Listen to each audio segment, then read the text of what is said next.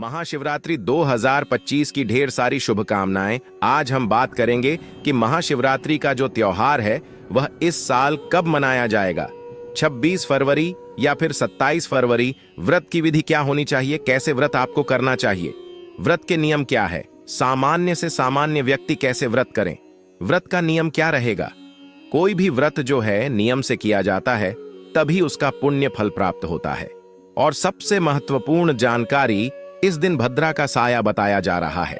समय क्या रहेगा और वह भाद्रा कितनी लागू होगी, भद्रा का वास कहाँ है, क्या प्रभाव रहेगा, इस पूजा पाठ पर क्या आपको करना है, इस दिन क्या आपको नहीं करना है, संपूर्ण जानकारी हम आपको प्रदान करेंगे। भक्तों, जिस दिन का इंतजार सभी हिंदू भाइयों को रहता है वह दिन अब आ गया है। हमारे द्वारा बताई हुई सभी जानकारी पुराने द्वारा आधारित और ज्योतिष शास्त्र पर आधारित होती है और आपको महाशिवरात्रि से संबंधित सभी प्रकार की जानकारी बिल्कुल सटीक तरीके से बताई जाएगी। इसके लिए भक्तों आपको वीडियो को पूरा ही देखना होगा। बहुत ही ज्ञानवर्धक वीडियो है, बहुत ही आपको लाभ देगी। इसीलिए यदि चैनल पर नए हैं तो हमारे चैनल नया योग टीवी को जरूर ही सब्सक्राइब कर लीजिए, क्योंकि यह एक ऐसा यूट्यूब चैनल है जो आपको सही जानकारियां प्रदान करने के लिए ही ज्योतिष संस्थान ने बनाया है, जिससे कि सनातन धर्म का सही रूप से प्रचार प्रसार हो सके। इसलिए आप हमें सपोर्ट करें, जिससे कि हम सनातन धर्म को और भी अधिक ऊंचाई तक ले जा सके और सभी लोग सही नियमों के अनुसार चलकर व्रत पूजन और सही समय पर व्रत पूजन तथा भगवान की आराधना कर सके। वीडियो आरंभ करते हैं। उससे पहले निवेदन है कि कृपया अपने व्रत की सफलता के लिए महादेव का आशीर्वाद प्राप्त करने के लिए कमेंट बॉक्स में अवश्य लिखें जय शिव शंकर या ओम नमः शिवाय, हर हर महादेव। जय शिव शंभू भगवान का यह मंत्र जब भी लिखा जाता है तो उसे एक सकारात्मक ऊर्जा उत्पन्न होती है और वहां सकारात्मक ऊर्जा आपके आती है। अब बात कर लेते हैं महाशिवरात्रि की, जिसे मासिक शिवरात्रि कहते हैं। परंतु जो फागुन मास की शिवरात्रि होती है ना, वहां फागुन कृष्ण शिवरात्रि बहुत ही महत्वपूर्ण होती है। महाशिवरात्रि कहा जाता है इस वर्ष की शिवरात्रि 26 फरवरी बुधवार को मनाई जाएगी। इस दिन भगवान शंकर के सभी भक्त भगवान को जलाभिषेक करते हैं, पंचामृत से अभिषेक करते हैं और 4 पहर की पूजा भी विशेष रूप से की जाती है। इसमें भगवान शंकर के रुद्राभिषेक और वह भी 4 पहर के रुद्राभिषेक का विशेष विधान बताया गया है और विशेष फल भी बताया गया है। तो आपको सबसे पहले पूजा विधि के बारे में बताते हैं कि कैसे आपको पूजा करनी है, क्या समय रहेगा, क्या विधि रहेगी, क्या नियम रहेंगे। उसके बाद बताएंगे कि भद्रा कब से कब तक है, किस तरह से क्या प्रभाव इसके ऊपर रहने वाला है और कितना परिवर्तन आपको अपने पूजा पाठ में इस भाद्रा के कारण इस वर्ष करना पड़ेगा। शिवरात्रि वाले दिन सभी को व्रत करना चाहिए।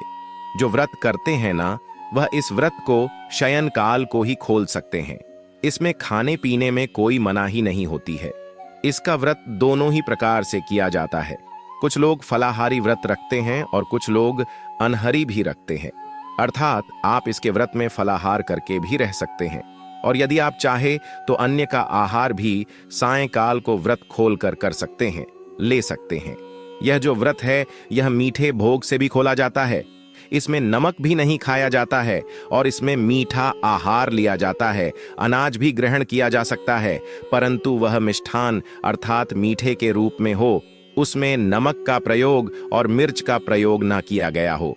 अब बात करते हैं कि व्रत करना कैसे है, सुबह की पूजा कैसे करेंगे और व्रत में जो संकल्प महत्वपूर्ण होता है ना, वह कैसे करना है। तो जिस दिन महाशिवरात्रि हो, आपको सुबह सूर्योदय से पहले अवश्य उठ जाना चाहिए। अरुणोदय में आपको स्नान करना चाहिए। या तो सूर्योदय से पहले या अरुणोदय का समय होता है, जिस समय सूर्य उदित हो रहे होते हैं, जब लालिमा छाई होती है न आकाश में, उसे अरुणोदय का समय कहते हैं। समय तक आपको स्नान कर लेना चाहिए। परंतु क्योंकि आज के समय में जो हमारा स्टाइल है वह सबका बदल गया है, नाइट शिफ्ट भी आजकल बहुत होती हैं और यह जो व्रत है यह आज की युवा पीढ़ी में भी बहुत अधिक पॉपुलर है, बहुत फेमस है, बहुत दिल कनेक्शन है भगवान शंकर को लेकर। और इसीलिए जो युवा पीढ़ी है वह विशेष रूप से इस व्रत को करते हैं। तो उनसे भी हमारा अनुरोध है कि यदि आप अपने काम के कारण सुबह सूर्योदय से पहले नहीं उठ पा रहे हैं तो 9 बजे से पहले अवश्य स्नान कर ले, क्योंकि हमें व्रत वाले दिन तो कम से कम राखचक्ष स्नान नहीं करना चाहिए। स्नान करना समय है, सबसे पहले ब्रह्म मुहूर्त का समय, देव स्नान का समय आता है और 9 बजे तक आपको स्नान कर लेना चाहिए, क्योंकि उसके बाद राखचक्ष स्नान का समय आता है। अब आपने यदि व्रत किया है तो लगभग 9 बजे तक आपका स्नान आदि करने के बाद आपको व्रत का संकल्प करना चाहिए। संकल्प आप घर में ही कर सकते हैं अगर आप मंदिर नहीं जा पा रहे हैं तो, और यदि आप, क्योंकि कुछ लोग होते हैं जो ऑफिस जाते हैं तो आपकी छुट्टी नहीं होती है शिवरात्रि की, इसीलिए, और शिवरात्रि इस बार वैसे भी वर्किंग डे में है, बुधवार को है, तो आपको सभी को कार्यालय भी जाना होगा। तो आप घर पर किस प्रकार से पूजा कर सकते हैं? अगर मंदिर में जा पाए तो उसे विधि से हम पूजन जान लेते हैं। स्नान आदि करने के बाद पूजा की सामग्री एकत्र कर लीजिए। पूजा की सामग्री में आपके पास भगवान शंकर का कोई चित्र या तस्वीर होनी चाहिए, और शिवलिंग है तो बहुत उत्तम है, आप साथ के साथ अभिषेक भी कर सकते हैं। शिवलिंग आपके पास नहीं है तो अभी बहुत समय है, आप मंगवा सकते हैं। भगवान की तस्वीर या फिर होना चाहिए आपके पास में। साथ में एक पत्र में शुद्ध जल भरने से पहले थोड़ा गंगा जल डालिएगा, उसके बाद शुद्ध जल भरेगा। एक पत्र में आप पंचामृत बनाइएगा। पंचामृत कैसे?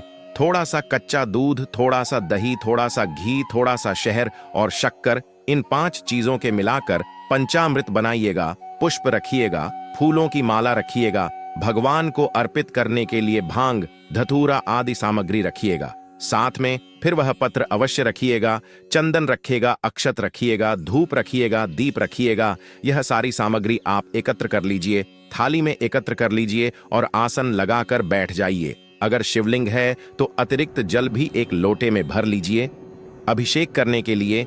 इसके बाद सबसे पहले भगवान की स्थापना, फिर हम संकल्प करेंगे। उसके बाद आपको एक दीपक जरूर ही जला लेना है। दीपक को आसान जरूर ही देना है, बिना आसन के आपको दीपक नहीं जलाना है। दीपक आप घी का भी जला सकते हो और तेल का भी जला सकते हो। दीपक का बहुत ही विशेष महत्व है। दीपक जलाने की बात, फिर भगवान का पूजन करेंगे। जो विधि होगी पूजा की वह शास्त्रोक्त विधि होगी। जिस विधि से यदि आप मंदिर आते हैं तो हम आपकी पूजा करते हैं, तो वही विधि आपके घर पर पूजन करने के लिए बताई जा रही है कि कैसे आप घर पर उसे विधि से पूजन कर सकते हैं। सबसे पहले भगवान की तस्वीर आपके पास है तो उनकी स्थापना करना आवश्यक है। आपका आज कोई लकड़ी की चौकी है तो उत्तम है, नहीं है तो आप पृथ्वी पर रखकर भी पूजन कर सकते हैं। से पहले शुद्धिकरण किया जाएगा, उसके बाद हम स्नान करेंगे। लोटे में जो जल लिया हुआ है उसे शुद्धिकरण करेंगे। सामग्री और आसपास के स्थान जहां भगवान की तस्वीर रखनी है, सभी जगह जल की छिटे दीजिए। ओम पवित्र हो पवित्रम सर्वांग, वास्तव विभाग सूची। ओम प्रकाश स्थान का पवित्र कारण हो गया। अब भगवान की तस्वीर को स्थापित करेंगे। भगवान की तस्वीर जहां रखती है न उसे स्थान पर भगवान को आसान के रूप में या तो थोड़े पुष्प रखिए या अक्षत चावल रखिए और उसके ऊपर भगवान की तस्वीर को स्थापित कर दीजिए। तस्वीर को स्थापित करने के बाद अब आप पूजन आरंभ करेंगे। पूजन में सबसे पहले संकल्प किया जाता है। संकल्प करने के लिए अपने सीधे हाथ में चम्मच से जल लीजिए। 1 रुपये का सिक्का दक्षिण के रूप में कम से कम रखिए, अक्षत रखिए और 3 बार बोलिए ओम नमः शिवाय। अपना नाम, अपना गोत्र, किस स्थान पर बैठकर संकल्प कर रहे हैं, न वहां का मकान, नंबर, क्षेत्र का नाम, शहर का नाम, आयु, अपने माता पिता का नाम, सहयोगी, आरोग्यता प्राप्त, धन संपत्ति प्राप्त है, सुख संपत्ति प्राप्त है। महाशिवरात्रि उपलक्ष्मी गौरी शंकर व्रत पूजन। संकल्प शंकर शिव भोले, और वह संकल्प भगवान के चरणों में अर्पित कर दीजिए। हम पूजन आरंभ करेंगे। सबसे पहले जो पूजा करने वाले हैं उनको भगवान को पत्र अजमानी अर्पित करनी होती है। तो आपके पास यदि शिवलिंग है तो आप सीधा डायरेक्ट शिवलिंग पर अर्पित कर सकते हैं। हो सके तो आप एक बिल पत्र लेकर शिवलिंग के ऊपर रखकर जल अभिषेक करें।